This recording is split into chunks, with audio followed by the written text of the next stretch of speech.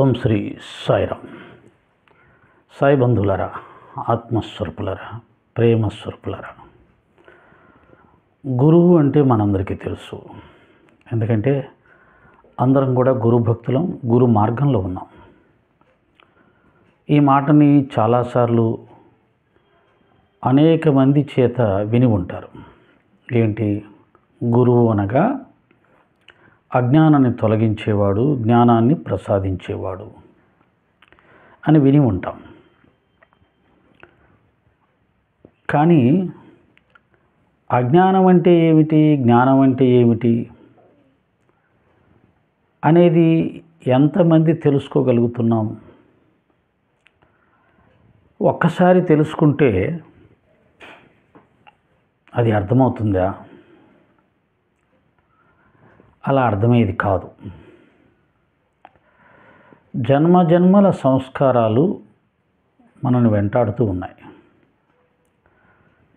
కామం రూపంలో కొంతమందిని, క్రోధం రూపంలో కొంతమందిని, లోభం రూపంలో కొంతమందిని, మోహం రూపంలో కొంతమందిని,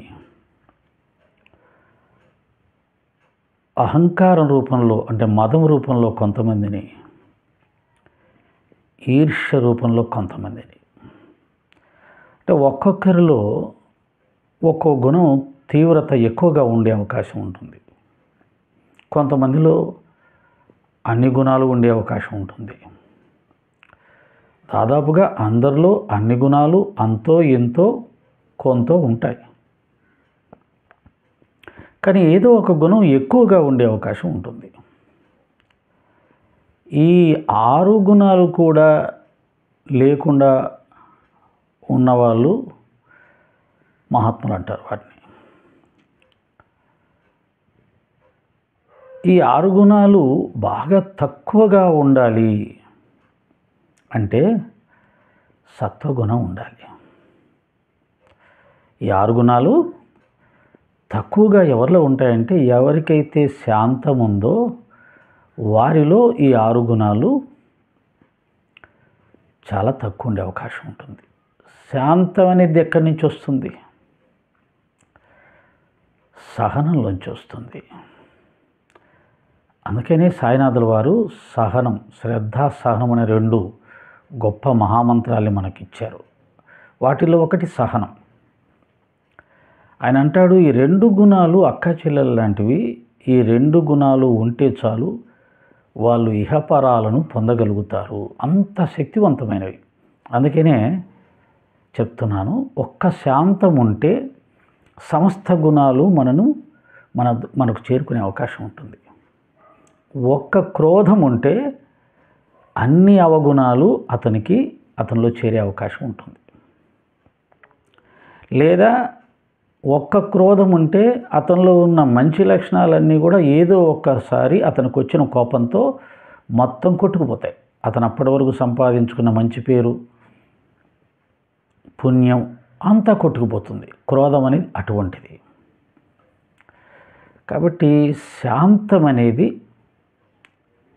ఒక సాధకుడికి, ఒక భక్తుడికి, ఒక భక్తురాలికి భూషణం లాంటిది. దాన్ని సంపాదించుకోవాలి. అది జ్ఞానం ద్వారా లభిస్తుంది. జ్ఞానం కావలసినంత ఉన్నా కానీ శాంతం లేకుండా కోపం, క్రోధం, అహంకారం ఇవన్నీ ఉన్నాయనుకోండి, అతను ఆహార నియమాలను కూడా పాటించాలి. అంటే సాధన చేయాలి, భక్తిని ఆశ్రయించాలి, సద్గ్రంథ పఠనం చేయాలి, శాంతం, సహనం యొక్క ఆవశ్యకతను తెలుసుకోవాలి, ఆచరించడానికి ప్రయత్నం చేయాలి, తనలో ఉన్న క్రోధాన్ని, కోపాన్ని అణుచుకోవడానికి ప్రయత్నం చేయాలి. వీటన్నిటితో పాటు ఆహార నియమాలు కూడా పాటించినప్పుడే అది సాధ్యమవుతుంది. భగవద్గీతలో చెప్తాడు, గుణాలనేవి మనం తీసుకునే ఆహార పదార్థాల ద్వారా తయారవుతుంటాయి మనసులో. అందుకని ఆహార నియమాలు కూడా చాలా చాలా అవసరం సాధకుడికి, భక్తుడికి. మనం తినేవి ఏమి మానకుండా అలాగే తింటూ నా గుణాలు మారాలి అనుకుంటూ సాధన చేస్తే అది సాధ్యం కాదు. ఎందుకంటే ఆహార పదార్థాలు ఇంద్రియాలని ప్రేరేపిస్తుంటాయి. ఇంద్రియాలు మనస్సును ప్రేరేపిస్తూ ఉంటుంది. నీ కంట్రోల్ ఉండదు. ఎప్పుడైతే నువ్వు తీసుకోకూడని ఆహారం తీసుకుంటావో ఆ ఆహారం అనేది ఇంద్రియాలని ప్రేరేపిస్తుంది, ఇంద్రియాలు మనస్సును ప్రేరేపిస్తుంది. అప్పుడు మనసుని అధీనంలో ఉండదు, నీ చేత కాదు. ఒకవేళ నువ్వు కోపం వస్తుంటే అణుచుకుందాం ట్రై చేసినా ఆ లోపట అది పెరిగిపోతూ శరీరంలో రకరకాల క్రియలు జరుగుతూ లేనిపోయిన రోగాలన్నీ వస్తాయి. కనుక సహజంగా మనసు నెమ్మదించాలి. సహజంగా మనసు నెమ్మదించాలి అంటే ఇంద్రియాలు శాంతించాలి. ఇంద్రియాలు శాంతించాలి అంటే ఆహార నియమాలు పాటించాలి. ఎవరికైతే పుట్టుకతో క్రోధం ఉంటుందో, కామం ఉంటుందో, ఈ రెండు కామక్రోధాలు ముఖ్యమైనవి ఆహారం మీద ఆధారపడి ఉంటుంది. ఈర్ష్య ద్వేషాలు అనేవి మనసు మీద, తన యొక్క సంస్కారాల మీద, ఆలోచనల మీద ఆధారపడి ఉంటుంది. ఈర్ష్య ద్వేషాలను మనం ఆలోచనలతో, జ్ఞానంతో వాటిని తొలగించుకోవచ్చు. ఈ పనికిరావు, ఎందుకు వీటి వల్ల లాభమే ఉంది అని తొలగించుకోవచ్చు. కానీ కామక్రోధాలు మాత్రం నువ్వు తీసుకునే ఆహారాల పదార్థాల మీద ఆధారపడి ఉంటుంది. నువ్వు ఆహార పదార్థాలు కామక్రోధాలను ప్రేరేపించే విధంగా తీసుకొని నేను మనసును అదుపులో పెట్టుకోగలను, ఇంద్రియాలను అదుపులో పెట్టుకోగలను, ఈ చేత కాదు. ఈ విధంగా ఆధ్యాత్మిక మార్గంలో ప్రయాణం చేసేటప్పుడు ఇంద్రియ నిగ్రహం, మనో నిగ్రహం, తర్వాత చేసే సాధనలు, వాటి ద్వారా మాయను జయించటం, అజ్ఞానాన్ని పోగొట్టుకోవడం, జ్ఞానాన్ని అవగతం చేసుకోవడం. జ్ఞానం అందరూ వింటారు, జ్ఞానం అందరూ చెప్తారు, కానీ ఆ జ్ఞానాన్ని ఆచరించే కాడికి వచ్చేసరికి అందరూ పడిపోతుంటాం. కాబట్టి ఆ జ్ఞానాన్ని ఆచరించాలంటే ఏం చేయాలి? ఆచరించేటప్పుడు వచ్చే ఆటంకాలని ఎలా అధిగమించాలి? ఎలా దాటాలి? వాటిని ఎట్లా నియంత్రించాలి? వీటికి మళ్ళీ ఒక మార్గదర్శి, గురువు అనుగ్రహము కావాలి కదా, లేదా గురువు చెప్పినటువంటి జ్ఞానం కావాలి కదా. ఇవన్నీ కూడా మనకు సత్సంగాల ద్వారానే లభిస్తుంది.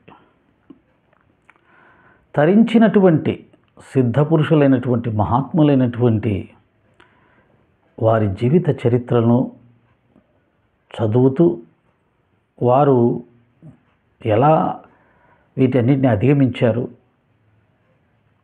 జ్ఞాన మార్గంలో, భక్తి మార్గంలో వచ్చే అవరోధాలను ఎలా దాటారు, ఎలా దాటవచ్చని చెప్పారు. ఒక్కసారిగా జ్ఞానం తెలుసుకోగానే రాదు, భక్తి తెలుసుకోగానే రాదు. అవి ఆచరించే ప్రయత్నం చేసేటప్పుడు ప్రాక్టికల్గా ఎన్నో సమస్యలు వస్తాయి. వాటిని ఎలా దాటాలి, వాటిని ఎలా జయించాలి, ఏమిటి మార్గం అనేది మళ్ళీ మనకు మహాత్ముల జీవిత చరిత్రలు, వారి ప్రబోధాలే శరణ్యం.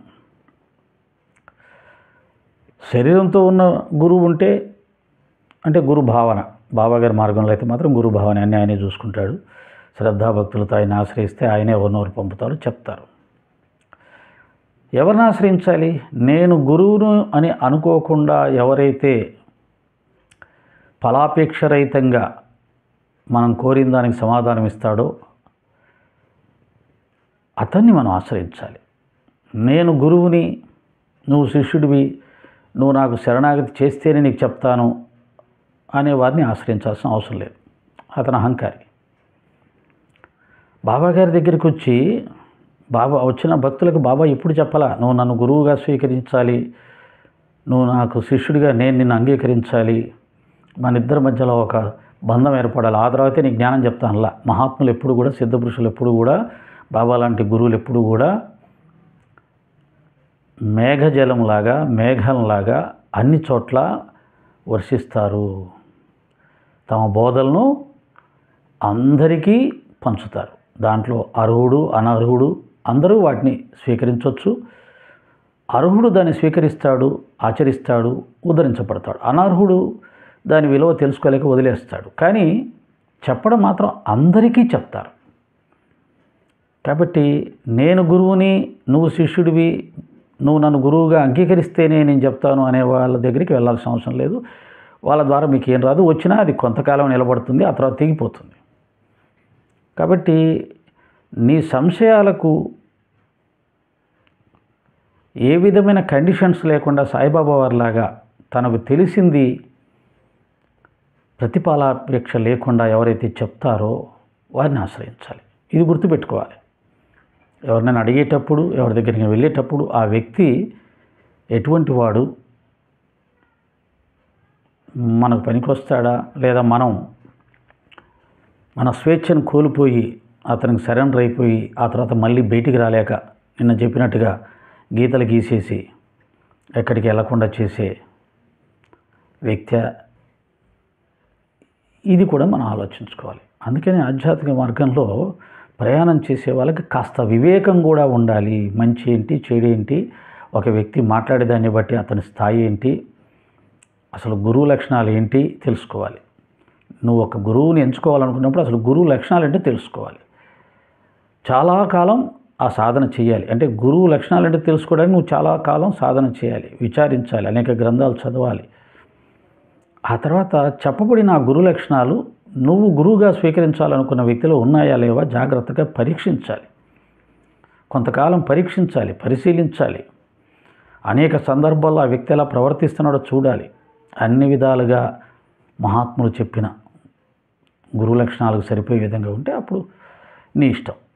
అంతేగాని 4 మాటలు చెప్పగానే మైక్ ముందు లేదా యూట్యూబ్ ఛానల్లో 4 గ్రంథాలు రాయగానే ఇంకా వెంటనే వాళ్ళని గురువు చేసుకోవడం అనేది అది అపరిపక్వత. తర్వాత మళ్ళీ కొంతకాలంగానే విడిపోతారు. ఈనాటి గురువు శిష్య సంబంధాలని అంతే. 4 రోజులు ఒకరినొకరు పొగుడుకుంటారు. నా అదృష్టం నువ్వు దొరకడం అంటారు, నా అదృష్టం నువ్వు దొరకడం అంటారు. 4 రోజుల తర్వాత ఇతను ఉట్టిదే అని చెప్పి శిష్యుడు వెళ్ళిపోతాడు, గురువు కూడా అతన్ని దుమ్మెత్తిపోస్తుంటాడు. ఇప్పుడున్న గురు శిష్య సంబంధాలని అలా ఉన్నాయి. కాబట్టి ఈ జ్ఞాన మార్గం అంటే గురువు అంటే అజ్ఞానాన్ని తొలగించి జ్ఞానాన్ని ప్రసాదించేవాడు. మనం సాయిబాబా గారు సద్గురువు అని మనకు తెలుసు. ఆయన సచరిత్రలో అనేక మంది అజ్ఞానాన్ని తొలగించిన విధానం తెలుసు. అసలు అజ్ఞానం అంటే ఏంటి, అహంకారం అంటే ఏంటి, మోహం అంటే ఏమిటి, ఈర్ష్య అంటే ఏమిటి, అలాగే మనం నేర్చుకోవాల్సినటువంటి లక్షణాలు, కులమతాలకు అతీతంగా సమభావన అంటే ఏంటి, సకల ప్రాణికోటిని ప్రేమించటం అంటే ఏమిటి, గురుభక్తి అంటే ఏమిటి, అసలు ఈ మానవ జన్మ దేనికి వచ్చింది, దీన్ని దేనికి ఉపయోగించాలి, ఈ మానవ జన్మలో ఎన్ని ఉన్నా కానీ ఈ అశాంతి ఏమిటి, ఈ దుఃఖం ఏంటి, ఈ బాధలు ఏంటి, ఈ మరణం ఏంటి, ఈ అనారోగ్యాలు ఏంటి, ఇవి లేకుండా జీవించలేమా, దానికి ఏమైనా మార్గం ఉందా, ఇలా విచారించి సత్యాన్ని తెలుసుకునే ప్రయత్నం చేయడమే గురుమార్గం. ఇదంతా ఎందుకు చెప్పిస్తున్నారు బాబాగారు అంటే, సాయి మందిరాలలో సచ్చరిత్ర ఆధారితంగా బాబాగారు మనకు అందించినటువంటి జ్ఞానాన్ని తెలుసుకునే ప్రయత్నం సత్సంగాల ద్వారా జరిగినప్పుడే ఇప్పుడు బాబాగారు నాచే చెప్పించిన వాటన్నిటికి సంబంధించిన సమాచారం, వివరాలు మనకు లభిస్తాయి. ఇప్పుడు ఒకటి చూడండి, పూజలు, వ్రతాలు, దీక్షలు, యజ్ఞాలు, యాగాలు, ఇవన్నీ ఇంతకుముందు రాముడు, కృష్ణుడు, శివుడు, అమ్మవారు ఈ అన్ని దేవాలయాలు జరుగుతున్నాయి కదా. ఇవేమీ జరగకుండా ఏం లేవు, ఎప్పుడు ఇవే జరుగుతున్నాయి. అనాదిగా మన సనాతన ధర్మంలో పూజలు, వ్రతాలు, యజ్ఞాలు, యాగాలు, తీర్థయాత్రలు, ఉత్సవాలు, ఊరేగింపులు ఇవే కదా జరుగుతున్నాయి. మళ్ళీ వాటినే చేయమని చెప్పడానికి బాబాగారు రావాల్సిన అవసరం ఉందా? ఆదిశంకరాచార్యులు రావాల్సిన అవసరం ఉందా? బుద్ధ భగవాన్ రావాల్సిన అవసరం ఉందా? స్వామి వివేకానంద రావాల్సిన అవసరం ఉందా? రమణ మహర్షి గారు రావాల్సిన అవసరం ఉందా? వీళ్ళందరూ వచ్చి అది కాదు, మీరు తెలుసుకోవలసింది వేరే ఉంది, అదే జ్ఞానం అని గురుస్వరూపాల్లో భగవంతుడు అవతరించి మనకు చెప్పడానికి అనేక అవతారాల్లో వచ్చి ప్రయత్నం చేశాడు. కానీ మనం ఏం చేస్తున్నామంటే మళ్ళీ ఆ గురువును దైవంగా చేసేసి దైవారాధన చేస్తూ వాటికే పరిమితమైపోయి ఆయన చెప్పినటువంటి జ్ఞాన మార్గాన్ని నిర్లక్ష్యం చేసేసాం. ఇప్పుడు సాయిబాబా గారి మందిరాలన్నీ కూడా దేవాలయాలు అయిపోయాయి, మనకు తెలుసు. దేవాలయాల్లో ఏ విధంగా దేవునికి సంబంధించిన ఉత్సవాలు ఊరేగింపులు జరుగుతాయి, అవే జరుగుతున్నాయి. కానీ బాబా గారు గురువు కదా, సద్గురువు కదా. గురువు అంటే అజ్ఞానాన్ని పోగొట్టి జ్ఞానాన్ని ప్రసాదించేవాడు కదా. మరి ఆ దృష్టితో మనం బాబా గారిని ఎంతమంది ఆశ్రయిస్తున్నారు? 2 తెలుగు రాష్ట్రాల్లో కొన్ని వేల సాయి మందిరాలు ఉన్నాయి. కానీ వేళ్ల మీద లెక్క పెట్టే అంత మందిరాల్లో మాత్రమే సత్సంగాలు జరుగుతున్నాయి. నిత్య సత్సంగం జరిగే మందిరం ఎక్కడన్నా ఉంటే అది నిజమైనటువంటి సాయిబాబా గారి మందిరం. లేదు, వారానికి ఒక్క సత్సంగమైనా ఏర్పాటు చేసుకున్న మందిరాలు ఏమైనా ఉంటే అవి కూడా మధ్యస్థంగా సాయిబాబా మందిరాల స్థాయిని చేరుకుంటాయి. నెలకు ఒక్కసారి సత్సంగం జరిగినా అది కూడా కొంతవరకు అంగీకరించవచ్చు. కానీ విచిత్రం ఏంటంటే సంవత్సరానికి ఒక్కసారి కూడా సత్సంగం ఏర్పాటు చేయకుండా కేవలం పూజలకు, ఉత్సవాలకు, ఊరేగింపులకు, పర్వదినాల నిర్వహణకు మాత్రమే అంకితమైపోయి జరుగుతున్న మందిరాలు వేలల్లో ఉంటాయి. ఇది అసలు విషయం, అసలు సమస్య. ఇది బాబా గారికి అస్సలు నచ్చదు. కానీ ఆయన చాలా ప్రేమ స్వరూపుడు. మనలో ఎప్పటికైనా మార్పు వస్తుందేమని ఎదురు చూస్తూ ఉంటాడు. అంటాడు కదా, మీరే అడిగేవన్నీ నేను ఇస్తానురా, నేను ఇచ్చేది నువ్వు అడిగే వరకు ఎదురు చూస్తూ ఉంటాను. అంటే ఆయన ఇచ్చేది ఏంటి? ఆయన ఇవ్వాలనుకునేది ఏంటి? జ్ఞానం. జ్ఞానాగ్ని దగ్ధ కర్మాణం. కర్మలను నశింపచేసేది, కర్మ ఫలాలను తొలగించేది ఒక జ్ఞానం. ఒక జ్ఞానం ద్వారా మాత్రమే మనిషికి శాంతి, మోక్షం. ఇంకా వేరే దేని వల్ల రాదు. మిగతా అన్నిటి వల్ల పుణ్యం వస్తుంది. పుణ్యం వస్తే ఏమవుతుంది? పుణ్యఫలాన్ని అనుభవించడానికి మళ్ళీ మనం జన్మ ఎత్తాల్సిందే. తల్లి గర్భంలో 9 నెలలు ఉండాల్సిందే ఆ మలమూత్రాల్లో. మళ్ళీ బయటకు వచ్చిన తర్వాత అనేకమైనటువంటి బాలారిష్టాలు, అంటే చిన్నపిల్లలుగా మనం పడే బాధలు, కష్టాలు. కడుపు నొప్పి వస్తుంది, అమ్మకి చెప్పలేము, చెప్పడానికి నోరు లేదు. శరీరంలో ఎక్కడెక్కడో బాధలు, ఇబ్బందులు, ఏమీ చెప్పలేము. మలమూత్రాల్లో దొర్లుతుంటాం పుట్టిన తర్వాత కూడా కొంత వయసు వచ్చే వరకు. మాట నేర్చుకోవడానికి చాలా కష్టాలు పడాలి, చాలా సంవత్సరాలు పట్టాలి. నడక నేర్చుకోవడానికి చాలా కష్టాలు పడాలి, చాలా సాధన చేయాలి. చిన్నప్పటి నుంచి అన్ని సాధన చేస్తూ నేర్చుకుంటూ వచ్చాం, అవన్నీ కష్టాలే. కాబట్టి అది కష్టమని అనిపించకుండా వచ్చేస్తూ ఉంటాం, అదే మాయ. మనము జీవితంలో అనేక కష్టాలు, అనేక అవమానాలు, అబ్బాయి వద్దురా దేవుడా ఈ జన్మ అనుకుంటూనే ఉంటాం. కానీ ఆ అనుకున్న క్షణాలు మర్చిపోతూ ఏదైనా ఒక సుఖము, ఏదైనా ఒక ఆనందం రాగానే ఆ కష్టాలన్నీ మర్చిపోయి అబ్బా ఎంత బాగుంది జీవితం అనుకుంటూ మాయలో పడిపోతూ మళ్ళీ ఆ మాయ వెనకాల పరిగెడుతూనే ఉంటాం. కాబట్టి సాయి మందిరాలలో సత్సంగాలు జరగాలి. ఆ సత్సంగాలు గురుదేవుని ప్రబోధాలు, ఆయన జీవన విధానం ఉన్నటువంటి సచ్చరిత్ర ఆధారితంగా జరిగినప్పుడు మన అజ్ఞానం తొలిగే అవకాశం ఉంటుంది. అజ్ఞానం తొలగినప్పుడే మనకు నిజమైనటువంటి జీవన విధానం తెలుస్తుంది. ఇంద్రియాలు, మనస్సు, మాయ, ఆత్మ, మానవ జన్మ, ప్రపంచం, వీటన్నిటికి సంబంధం అన్నీ తెలుస్తాయి. ఇవన్నీ సచరిత్ర ఆధారితంగా జరిగే సత్సంగాల్లో తెలుస్తాయి. అలా కాకుండా మనం బాబాని దేవుడిగానే భావిస్తూ, కోరికలు తీర్చే దేవుడిగానే భావిస్తూ మనం ఉత్సవాలు ఊరేగింపులకే, వ్రతాలు దీక్షలకే అలవాటు పడిపోతే అది ఆయనకి ఇష్టం ఉండదు. ఆయన అందుకే నేను వెళ్ళిపోయేటప్పుడు ఈ వర్తకులు నన్ను వేధించారు, అందుకే నేను వెళ్ళిపోతున్నాను అన్నాడు. ఒకవేళ భక్తి మార్గంలో నిస్వార్థంగా ఏ కోరిక కోరకుండా ఈ వ్రతాలు, దీక్షలు, ఉత్సవాలు, ఊరేగింపులు ఇవి చేస్తే అది కూడా ఫలితం ఉంటుంది. ఏ కోరిక లేకుండా నిష్కామ భక్తి, ఏ కోరిక లేకుండా నువ్వు భక్తిని ఆచరించినా, జ్ఞానాన్ని ఆచరించినా అది ఫలవంతం అవుతుంది. కానీ ఎంతమంది ఏ కోరిక లేకుండా బాబాని ఆశ్రయిస్తున్నాం? ఏ కోరిక లేకుండా బాబాను ఆశ్రయించాలంటే కూడా మళ్ళీ దానికి సత్సంగమే కావాలి. ఏ కోరిక లేకుండా ఆశ్రయించే స్థాయి రావాలి అంటే, మనస్సు ఆ స్థాయికి ఎదగాలి అంటే సత్సంగం ద్వారా లభించే జ్ఞానం వల్ల మాత్రమే వస్తుంది. భక్తుడు కాస్త బలహీనంగా ఉంటాడు, కారణం జ్ఞానం లేకపోవడం. భక్తుడు ప్రతిదానికి భయపడుతుంటాడు, జ్ఞానం లేకపోవడం. కానీ జ్ఞానం వస్తే నేను ఈ దేహాన్ని కాదు, నేను ఆత్మను అని తెలుసుకోగలిగితే, లేదా అన్నీ ఆయన యొక్క సంకల్పానుసారంగా జరుగుతూ ఉంటాయి, మంచి కానీ చెడు కానీ, వాటికి భయపడాల్సిన అవసరం లేదు. వస్తుంటాయి, పోతుంటాయి, ఐ డోంట్ కేర్, బాబా చూసుకుంటారు, బ్రతికినా చచ్చినా నేను ఆయన భక్తుడిగా ఉంటానంతే, ఆయన నుంచి నాకు ఏమీ అక్కర్లేదు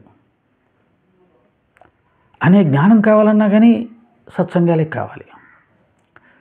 కాబట్టి చూడండి, బాగా ఆలోచించండి. ఒక రమణ మహర్షి గారిని ఆశ్రయించిన వాళ్ళు జ్ఞానాన్ని మాత్రమే కోరుకుంటూ ఆ మార్గంలో సాధన చేస్తూ జ్ఞాన సముపార్జన చేసుకుంటూ వెళ్తారు.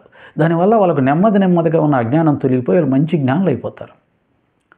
అలాగే రామకృష్ణ పరమహంస గారిని ఆశ్రయించిన వాళ్ళు జ్ఞానభక్తి, ఓన్లీ భక్తి కాదు, జ్ఞానభక్తి మార్గంలో వెళ్తూ ఆయన చెప్పినటువంటి ప్రబోధాల ద్వారా వైరాగ్యాన్ని సాధించి, కోరికలకు దూరం అయిపోయి అనన్య భక్తిని సాధించి మోక్షాన్ని పొందే అవకాశం ఉంటుంది. కానీ ఒక్క సాయి భక్తిలోనే, సాయి మార్గంలోనే చూడండి, కోరికలు అనేవి వచ్చేసి చేరడం వల్ల, బాబాగారు కోరికలు తీరుస్తాడు అనేది ఎక్కువ ప్రధానంగా చేయడం వల్ల, అది ఎక్కువ ప్రచారంలోకి రావడం వల్ల ముఖ్యమైన భక్తులు కూడా తెలుసో తెలియకో ఆ కోరికలనే ప్రమోట్ చేస్తూ ఆయన కోరికలు తీరుస్తాడని, 1కి 10 ఇస్తాడని ఇలా చెప్తున్న సందర్భాలు ఎక్కువగా కనిపిస్తుంటాయి.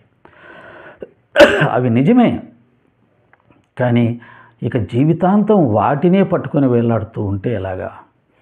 అలాగే మందిరాల్లో కూడా బాబాగారు ₹1 ఇస్తే ₹100 ఇస్తాడు అని కానీ, లేదా పూజలకు, వ్రతాలకు, దీక్షలకు ఎక్కువ ప్రాధాన్యత ఇస్తూ వాటికి రుసుముకే నిర్ణయిస్తూ ఆ వచ్చిన డబ్బులతో మందిరాన్ని డెవలప్ చేస్తూ, మందిరం యొక్క భౌతిక అభివృద్ధే నిజమైనటువంటి భక్తి అన్న చందాన మనం ప్రయాణం చేస్తే, బాబాగారిని చూడండి, ఒక పాడుబడిన మసీదుని కూడా బాగు చేస్తానంటే ఆయన ఒప్పుకోలేదు. వాళ్ళను తిట్టడానికి పోయాడు. చివరికి ఎప్పుడో సరే అన్నాడు. అంటే ఆయనకి మందిరాల అభివృద్ధి, వాటిని డెవలప్ చేసుకోవడం, విస్తరించుకోవడం, పాలిష్ బండలు కట్టుగా నిర్మించుకుంటూ, పాలరాతి మందిరాలు నిర్మించుకుంటూ, రోజు పూజలు, హారతులు చేసుకుంటూ, ఉత్సవాలు, ఊరేగింపులు చేసుకుంటూ, ఇది కాదు ఆయన, వాటిని కాదు కోరుకుంది. ఆయన మనిషి యొక్క మనస్సు మార్పును కోరుకున్నాడు. మనిషి జ్ఞానం ద్వారా, సాధన ద్వారా మనిషిగా ఎదిగి మహాత్ముడిగా మారాలి. ఆ తర్వాత తానే దైవం అని తెలుసుకోవాలి. అది ఒక గురువు యొక్క లక్ష్యం. అది చెప్పడానికి వచ్చాడు ఆయన. కాకపోతే దాన్ని డైరెక్ట్గా చెప్తే ఎవరు వినరు అని చెప్పి ఆయన కొంత ఏ గురువు చెయ్యని కోరికలు తీర్చే పని కూడా పెట్టుకున్నాడు పాపం. మనమేమో మన దురదృష్టం కొద్దీ ఆయన్ని కోరికలు తీర్చడానికి మాత్రమే ఎంచుకున్నాం. ఆయన ఇచ్చే జ్ఞానాన్ని మనం స్వీకరించడానికి సిద్ధంగా లేకుండా తయారైపోయాం.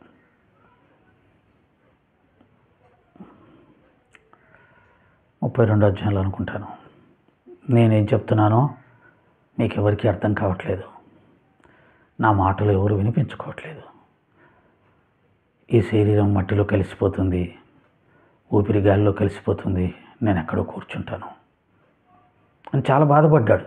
దేని గురించి? నా దగ్గర బండ్ల కొద్దీ ధనాగారం ఉంది, సుపుత్రుడైన వాడు వచ్చి గుణపాలతో తవ్వుకొని తీసుకెళ్ళండిరా అంటే ఒక్క నా కొడుకు రాడేమిరా అని చాలా చాలా బాధపడ్డాడు. జ్ఞానం అడిగేవాడు ఎవరు రావట్లేదు, అందరూ కోరికలే. మనం చేసే పూజలు, వ్రతాలు, ఉత్సవాలు, ఊరేగింపులు, యజ్ఞాలు, యాగాలు ఇవన్నీ కోరికలకు లింకు.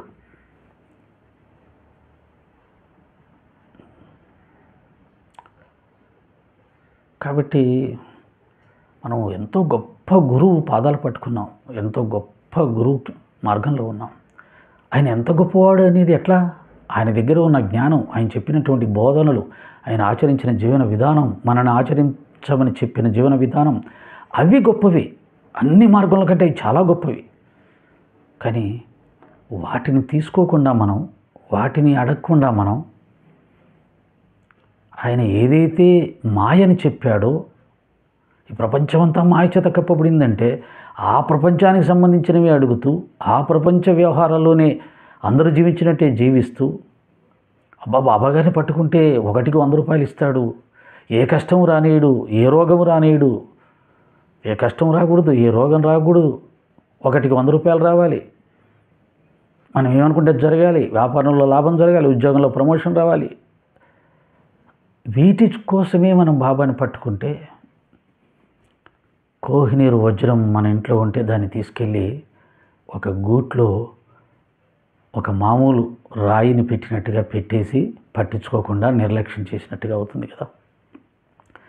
కాబట్టి ఏతావాత చెప్పొచ్చేది ఏమిటంటే, సాయి మందిరాలు, నిత్య సత్సంగాలు జరగాలి. అప్పుడు అద్భుతమైన ఫలితాలు వస్తాయి. అప్పుడు సాయి మార్గం అనేది అన్ని మార్గాల కంటే గొప్పదని బాబాని విమర్శించే వాళ్ళు కూడా తెలుసుకుంటారు. అలాగే కనీసం వారానికి ఒక సత్సంగం, గురువారం రోజు, ఆదివారం రోజు, లేదా నెలకొక సత్సంగం. ఇక నెలకొక సత్సంగం కూడా జరగని మందిరాలు ఎటువంటి జ్ఞానాన్ని పొందలేవు. వాళ్ళు బాబాని ఒక దేవుడిగానే చూస్తారు. చివరికి బాబా దేవుడు అయిపోతాడు. బాబా దేవుడు అయ్యాడంటే మనకు పలకడు. ఎందుకంటే ఇప్పుడు ఏ దేవుళ్ళు పలకట్లేదు కదా. బాబా ఒక్కడే పలుకుతున్నాడు, గురువు రూపంగా ఉన్నాడు, అమ్మ రూపంలో ఉన్నాడు. కాబట్టి మనం ఇంకా కోరికలకే ముడిపెట్టేసి ఆయన దేవుడు అనుకుంటే గురుతత్వం వదిలేసేస్తాడు, మాతృతత్వం వదిలేస్తాడు, పలకడు. కాబట్టి మందిరాలలో కనీసం నెలకు ఒక్కరోజైనా ఖచ్చితంగా ఎవరినో ఒకరిని పిలిపించుకొని సచ్చేతుల ఆధారితంగా సత్సంగాలు చెప్పాలి అని సంకల్పించుకోవడం. అలాగే మందిరాలలో పూజలు, వ్రతాలు, ఉత్సవాలు, ఊరేగింపులతో పాటు సత్సంగాలకు కూడా ప్రాధాన్యత ఇవ్వాలి అని సంకల్పించుకున్నప్పుడు, ఆ సత్సంగాల ద్వారా చెప్పబడుతున్న జ్ఞానంతో ఆ మందిరానికి వచ్చే భక్తులందరూ కూడా జ్ఞానాన్ని పొంది వాళ్ళ జీవితాలని మలుచుకున్నప్పుడు ప్రతి సాయి భక్తుడు కూడా ధనమున్నా లేకున్నా గుణవంతుడిగా, నిజమైనటువంటి పౌరుడిగా, అహంకారం లేకుండా జీవించినప్పుడు సాయి మార్గం అత్యున్నతమైన మార్గం అని అందరూ అంగీకరించే పరిస్థితులు వస్తాయి. మనం అలా కాకుండా కేవలం బాబాగారిని ఉపయోగించుకొని పూజలు, వ్రతాలకి అంకితమైపోతే, బాబా భక్తులు వాటికి అలవాటు పడిపోతే, బాబా మందిరాలకి డబ్బులు బాగా వస్తూ ఉన్నాయనే ఆ అపవాదం అలాగే ఉంటుంది. ఈ ద్వేషించే వాళ్ళు అలా ద్వేషిస్తూనే ఉంటారు. ఎందుకంటే ఇప్పుడంతా సమాజంలో బాబా భక్తులే ఉన్నారు. బాబా మందిరాలకే వెళ్తారు భక్తులు, అక్కడే ఎంతైనా ఇస్తారు డబ్బులు. అలా అలవాటైపోయింది. అది చూసి వరవలేక సాయినాథుల వారిని, వారి మందిరాలని విమర్శించడానికి కొంతమంది తయారయ్యారు. కనుక ఈ సత్సంగ ప్రక్రియలను కూడా కొద్దిగా మొదలుపెట్టి, వాటికన్నా జ్ఞానమే ముఖ్యం అని మందిరాలు కూడా నిర్ణయించుకొని బాబా తత్వాన్ని ఆచరించడం అనేది వాళ్ళు కూడా మొదలు పెడితే, నిరాడంబరతను లక్షలు ఖర్చు పెట్టి బాబాగారి పూజలు చేయడం, సాయి మార్గంలో అవసరమా? లక్షల లక్షలు ఖర్చు పెట్టి బాబాగారి యొక్క మందిరాలని రోజు రోజుకు విస్తరించుకోవడం అవసరమా? ఒకసారి ఆలోచించుకోవాల్సి వస్తుంది. బాబా వచ్చింది దీనుల, హీనుల, పాపుల, పతితులను ఉద్ధరించడానికి, పేదలకి సహాయ సహకారాలు అందించడానికి. కాబట్టి బాబా మందిరాలకు వచ్చే డబ్బులో ఎక్కువ భాగం పేదలకు సహాయం చేయడానికి, ఒక్క అన్నదానం మాత్రమే కాదు, ఇంకా అనేక రకాలైన సేవా కార్యక్రమాలు ఉంటాయి. ఆ రకంగా వాటికి ధనాన్ని కేటాయించినప్పుడు, అలాగే జ్ఞానానికి ఎక్కువ ప్రాధాన్యత ఇచ్చినప్పుడు, ధన సముపార్జన అనే దానికి ప్రాధాన్యత తగ్గించుకున్నప్పుడు నిజమైన సాయితత్వం అనేది సమాజంలోకి విస్తరిస్తుంది. బాబాని విమర్శించే వాళ్ళు కూడా సాయితత్వాన్ని ఒప్పుకునే పరిస్థితులు వస్తాయి. ఒక 20-30 సంవత్సరాల క్రితం అటువంటి వాతావరణం ఉండేది. ఇప్పుడు నెమ్మదిగా ఆ వాతావరణం తగ్గి మందిరాలన్నీ కూడా కేవలం మందిరాలుగా బాబాగారిని ఒక దేవుడిగా పూజలకు పరిమితం చేయడం జరిగింది. అలాగే బాబాగారి పూజలు కూడా లక్షలు ఖర్చు పెట్టి అభిషేకాలు కొన్ని వేల లీటర్ల పాలతోటి, కొన్ని వేల లీటర్ల రకరకాల ధాన్యాలతోటి, ఇట్లా దేవతలకు జరిగినట్టుగానే జరిగింది. వీటిని ఎంతోమంది సంఘ సంస్కర్తలు సనాతన దైవాలకు జరిగే పూజలను కూడా విమర్శిస్తూ వస్తున్నారు. హేతువాదులు అన్ని పాలను వృధా చేస్తున్నారు, అన్ని తిని పదార్థాలను వృధా చేస్తున్నారు, ఇదేమి భక్తి అని. దాన్ని తీసుకొచ్చి మనం బాబాకు కూడా అలాగే చేయడం, ఒక ఫకీరుగా జీవిస్తూ 10 మందికి సేవ చేస్తూ, పేద సాధలకు సేవ చేస్తూ,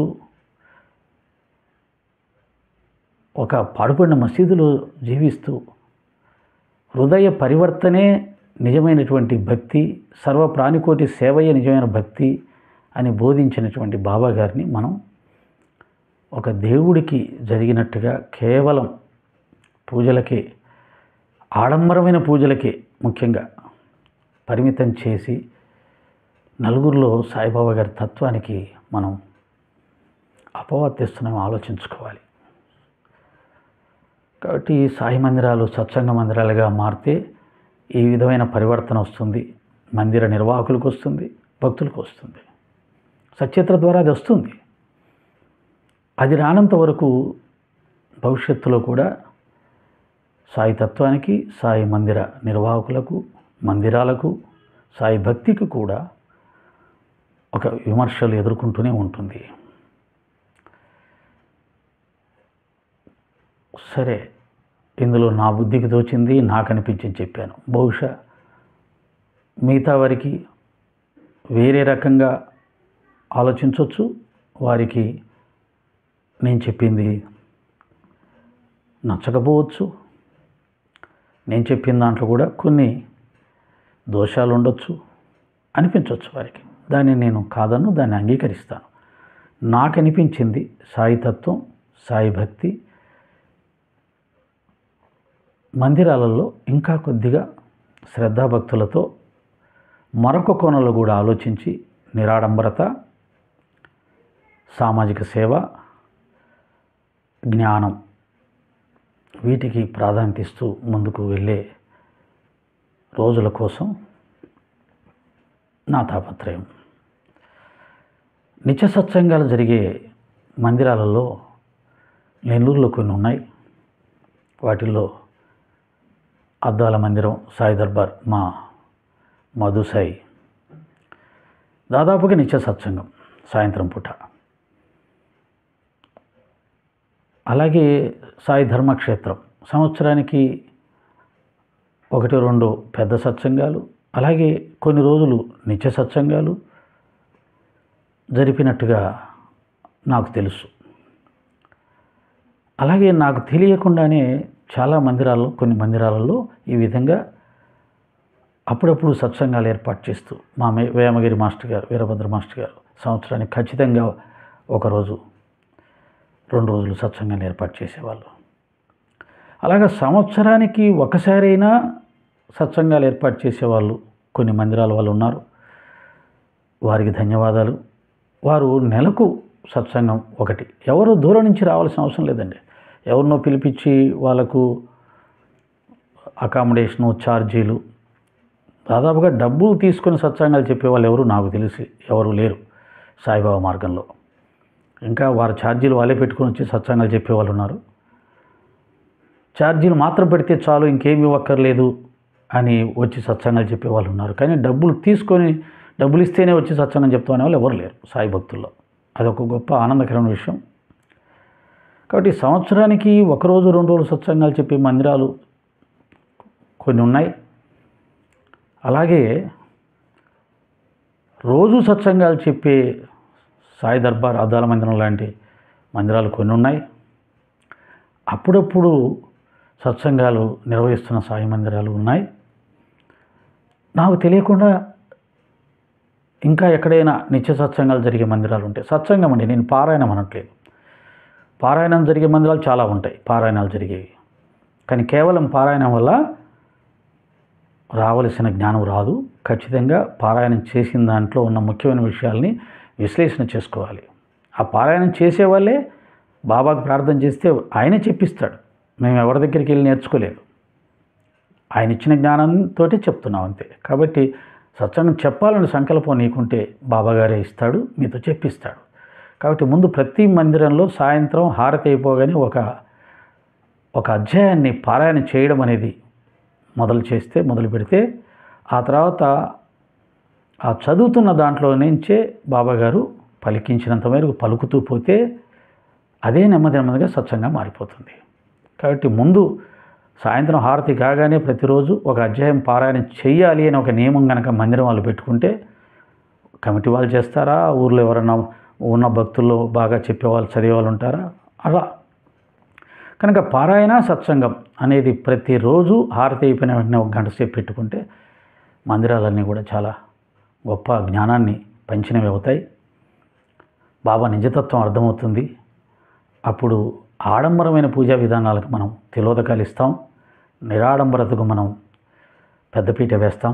దాని ద్వారా నిజమైన సాయితత్వం అనేది సమాజంలో విస్తరిస్తుంది, అందరి చేత ఆదరించబడుతుంది అనే విషయాన్ని తెలియచేస్తూ, నిత్య సత్సంగాలు చేస్తున్న మా మధుసాయిని, సాయి ధర్మక్షేత్రం కుమార్ గారిని, ఇంకా ఎక్కడెక్కడైతే ఈ నిత్య సత్సంగాలు లేదా వారానికి ఒక గురువారం అన్న సత్సంగం చేస్తున్న మందిరాలు ఉన్నాయి, వారందరినీ అభినందిస్తూ, వారందరినీ బాబాగారు ఇంకా బాగా అనుగ్రహించాలి.